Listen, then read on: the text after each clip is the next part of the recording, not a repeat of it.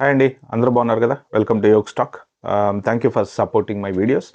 ఎవరైనా first time నా channel చూస్తున్నట్టుంటే మాత్రం సబ్స్క్రైబ్ అయితే చేసుకోండి. ఎందుకంటే చాలా వీడియోస్ వ్యూస్ చాలామంది చూస్తున్నారు గానీ ఎవరు సబ్స్క్రైబ్ చేసుకోవట్లేదు. ప్లీజ్ అండి సబ్స్క్రైబ్ చేసుకోండి. అలాగే ఈ వీడియో గనక మీకెవరికైనా నచ్చినట్టుంటే మాత్రం ఒక నలుగురికి షేర్ అయితే చేయండి. ఇంకా ఇవాళ మనం మాట్లాడుకునే టాపిక్ ఏంటంటే హెచ్-1బీ ఒక 2, 3 ఎక్స్‌పీరియన్స్‌లు నేను విన్నాను. ఆ ఎక్స్‌పీరియన్స్‌లు నేను మీతో షేర్ చేసుకుందాం అనుకుంటున్నా. ఇది నా రిసర్చ్‌లో తెలిసింది. ఏంటంటే ఎవరికైనా యూజ్ అవుతది గదా! అంటే ఇంటర్వ్యూకెళ్ళే వాళ్ళకి గాని, అసలు పోర్ట్ ఆఫ్ ఎంట్రీలో జరిగిన ఇన్సిడెంట్స్ ఒక 2, 3 నేను డిస్క్రైబ్ చేస్తాను నేను. ఇంటర్వ్యూకెళ్ళినప్పుడు ఇప్పుడు యాక్చువల్‌గా ఇప్పుడు ఈ ఈ పర్టిక్యులర్ కాన్సెప్ట్ నేను చెప్పేది ఏదైతే ఉందో అతనికి ఆహ్, కన్సల్టెన్సీ ఫర్మ్‌లోనే జాబు. వాళ్ళేంటంటే ఎండ్ క్లయింట్‌కి సపోర్ట్ ప్రొవైడ్ చేస్తారనమాట. సో, అంటే జెన్యూన్ కంపెనీయే వాళ్ళకి ఒక చాలా మంది క్లయింట్స్ ఉన్నారు. ఆ క్లయింట్స్‌కి సపోర్ట్ ప్రొవైడ్ చేస్తారు. సో, ఇతన్ని వాళ్ళు హైర్ చేసుకొని హెచ్-1 మీద తీసుకొస్తున్నారనమాట. సో, ఏమైందంటే ఇంటర్వ్యూకెళ్ళినప్పుడు ఆబ్వియస్‌గా ఇన్ హౌస్ క్లయింట్ అనే చెప్పమని చెప్పారనమాట. ఎందుకంటే ఇప్పుడు జనరల్‌గా వీళ్ళు హెచ్-1కి ఇంటర్వ్యూకెళ్ళినప్పుడు వాళ్ళు అడిగేది గూడా ఎండ్ క్లయింటా? ఇన్ హౌస్ క్లయింటా? సాలరీ ఎవరు పే చేస్తారు? ఇలాంటి డీటెయిల్స్ అన్నీ అడుగుతుంటారు కాబట్టి, అతను ఇన్ హౌస్ క్లయింటా? అంటే ఇన్ హౌస్ క్లయింట్ అనే చెప్పాడంట. ఓ 2, 3 క్వెషన్‌లు అడిగిన తర్వాత ఎళ్లి మళ్ళీ పక్కన కూర్చోమన్నారట. ఒక 2, 3 అవర్స్ అందరూ రావడం, పోవడం కొంత టెన్షన్, పానిక్ అయన్నీ క్రియేట్ అయితూ ఉంటాయి గదా! సో, ఇక్కడ నా చిన్న అడ్వైస్ ఏంటంటే, జెన్యూన్‌గా మీరు గనక జాబ్ మీద ఎళ్ళేటట్టయితే, ఒకవేళ వాళ్ళేమన్నా కూర్చోమన్నా, వెయిట్ చేయమన్నా, ఆగమన్నా, లేకపోతే లెటర్ ఇవ్వమన్నా, లేకపోతే అడ్మినిస్ట్రేటివ్ రిఫరెన్స్ అని పెడుతూ ఉంటారు ఒక్కొక్కసారి. సో, అడ్మినిస్ట్రేటివ్ రిఫరల్ ఇచ్చినా, 221 ఇచ్చినా, ఏదిచ్చినా ఒక 2 అవర్స్ కూర్చోమంటారు గదా! మీరు టెన్షన్ అవ్వకండి, పానిక్ అవ్వకండి. ఎందుకంటే, ఆ పానిక్‌లో, టెన్షన్‌లో మనము పొరపాటున ఒకటి చెప్పబోయి, ఒకటి చెప్తే అనవసరంగా అనుకున్నదంతా ఇదైపోతది. అంతా దెబ్బ పడతది మనం చేసే ప్రాసెస్‌కి.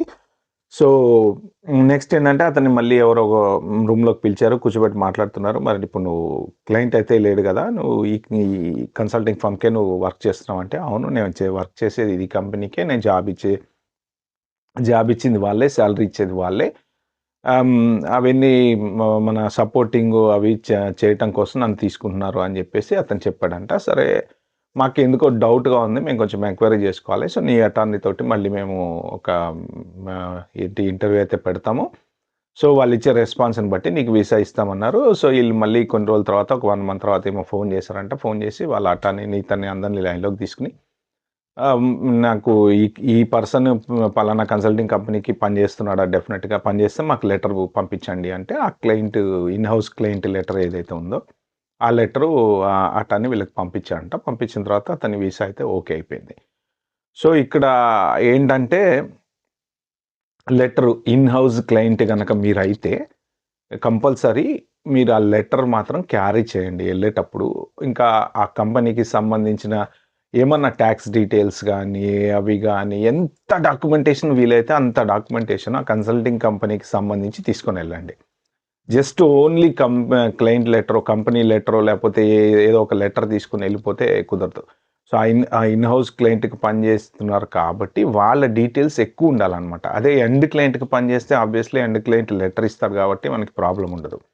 సో, అది గూడా పెద్ద కంపెనీయా? చిన్న కంపెనీయా? దాని మీద గూడా చాలా స్క్రూటినీ అయితే ఎక్కువ జరుగుతుంది. చిన్న కంపెనీ, కన్సల్టింగ్ కంపెనీ అనుకోండి. సో, వాళ్ళు ఎంక్వైరీ జేసుకోవడానికి టైం తీసుకుంటారు. ఏదేమైనా కొంచెం వాళ్ళు పెండింగ్‌లో పెట్టి కేస్‌ని కొంచెం జెన్యూనా కాదా తెలుసుకున్న తర్వాత పంపిస్తున్నారనమాట. సో, ఇతని కేస్‌లో జెన్యూన్‌గా అయిపోయింది. వాళ్ళు లెటర్ పంపించారు. సో, వీళ్ళన్నీ చెక్ జేసుకున్నారు. కన్సల్టింగ్ కంపెనీ గూడా బానే ఉంది. పర్ఫెక్ట్ ఏం ప్రాబ్లమ్ ఏం లేదన్నారు. వీసా ఇచ్చారు. సో, అలా జరిగింది. కాబట్టి మీరు గూడా ఎవరైనా సరే ఇంటర్వ్యూకెళ్ళేటప్పుడు మాత్రం ఇన్ హౌస్ క్లయింట్ అయితే ఎందుకంటే ఇప్పుడిక్కడ ఫ్రాడ్‌లు జరుగుతున్నాయి గదా! ఇన్ హౌస్ క్లయింట్ అని జెప్పి ఎళ్తున్నారు. కొంతమంది ఎండ్ క్లయింట్ లెటర్‌లు తీసుకొని ఎళ్తున్నారు. ఇప్పుడు ఈ ఫ్రాడ్ ఎలా వాళ్ళు గుర్తుపడుతున్నారు అంటే, ఇప్పుడు నాకో కంపెనీ ఉంది. నేను హెచ్-1 చేస్తున్నా. నా దోస్తుకో ఇంకో కంపెనీ ఉంది. ఆ కంపెనీ క్లయింట్ అని చెప్తామనమాట. సో, ఆ కంపెనీ వోడు లెటర్ ఇస్తాడు. ఈ ఈ హెచ్-1బీ ఏ కంపెనీ నుంచి హెచ్-1బీ చేసుకుంటున్నాడండి. బి కంపెనీలో పనిచేస్తున్నాడు. అవును, నా దగ్గర జాబ్ ఉంది అని అంటాడు. జాబ్ ఉండదు, పడుండదు, ఏముండదు. ఇదంతా జస్ట్ క్రియేట్ చేయటం కోసం అనమాట. సో, అలాంటి సిట్యుయేషన్‌లో అలాంటివన్నీ వీళ్ళు చూసారు కాబట్టి, ఇట్లా డీప్ ఎంక్వైరీ అనేది చేస్తున్నారు. నెక్స్ట్ ఇంకొకటి port of entry. Port of ఎంట్రీలో ఒక 2 ఆహ్, ఇన్సిడెంట్స్ అయితే జరిగినాయని జెప్పి నేను తెలుసుకున్నాను. ఒక ఫ్యామిలీ ల్యాండ్ అయిన తర్వాత వాళ్ళ దగ్గర నుంచి ల్యాప్‌టాప్‌లు, తర్వాత ఫోన్‌లు అన్నీ తీసుకున్నారంట. అన్నీ తీసుకొని మీరెళ్లి ఒక రూమ్ ఏదో చూపిచ్చి, ఆ రూమ్‌లో కూర్చోండి అన్నారంట. సో, జనరల్‌గా అట్లాంటి సిట్యుయేషన్‌లో ఏంటంటే, మనము జెన్యూన్ ఎంప్లాయ్‌మెంట్ ఉంది.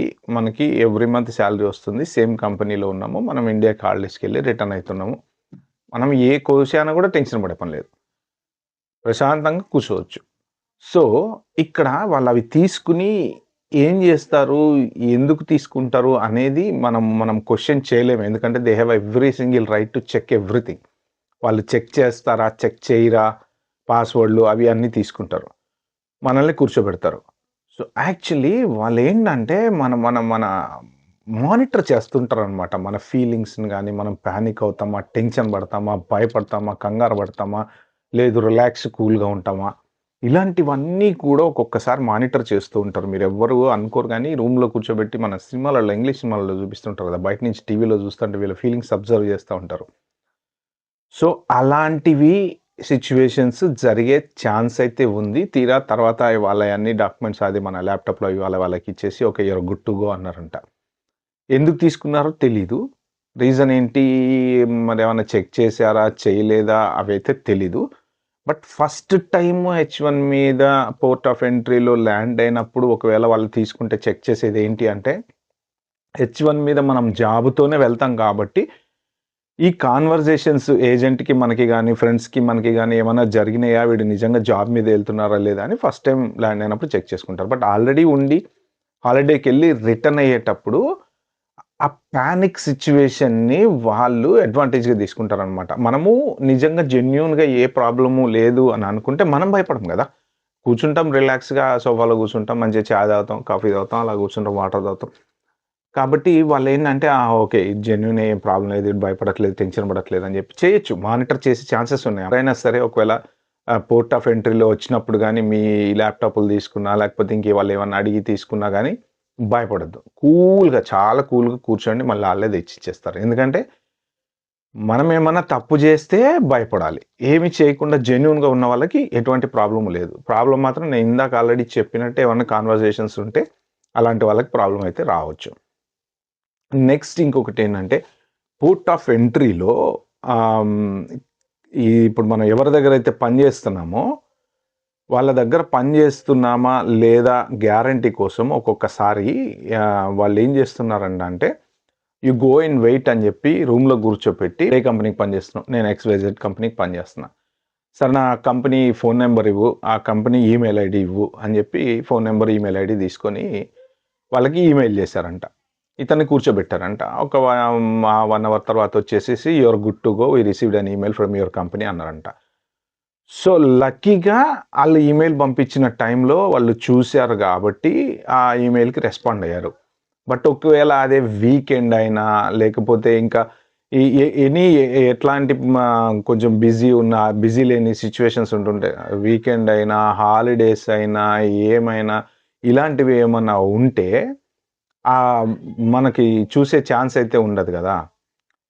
కాబట్టేంటంటే, మీరు ఎళ్ళేటప్పుడు ఇండియా హాలిడేస్‌కెళ్ళేటప్పుడు చెప్పెళ్ళండి. మీ క్లయింట్ ఎవరైతే పని జేస్తున్నారో, ఆ క్లయింట్ గాని, లేతే కన్సల్టింగ్ ఇన్ హౌస్ క్లయింట్ అయితే ఇన్ హౌస్ క్లయింట్ గాని, వాళ్ళకేంటంటే వాళ్ళ దగ్గర నుంచి ఒక సేఫ్ సైడ్ లెటర్ క్యారీ చేయండి. Always this person is working with us so and so position and he is doing this job అని జెప్పేసి ఒక లెటర్ అయితే మీరు ఆల్వేస్ క్యారీ చేయండి. But at the same time you better inform them the leaving dates and coming back dates. మీరు ఎప్పుడైతే వెళ్తున్నారో, నేను పలానా రోజున ల్యాండ్ అవుతున్నా నేను. లేదు మీరు బయలుదేరే ముందు ఒకవేళ డేట్స్ చేంజ్ అయ్యే ఛాన్సెస్ కూడా ఉంటాయి గదా! ఇండియా ఎళ్ళిన తర్వాత ఒకరోజు అటు, ఒకరోజు ఇటు అవ్వచ్చు గదా!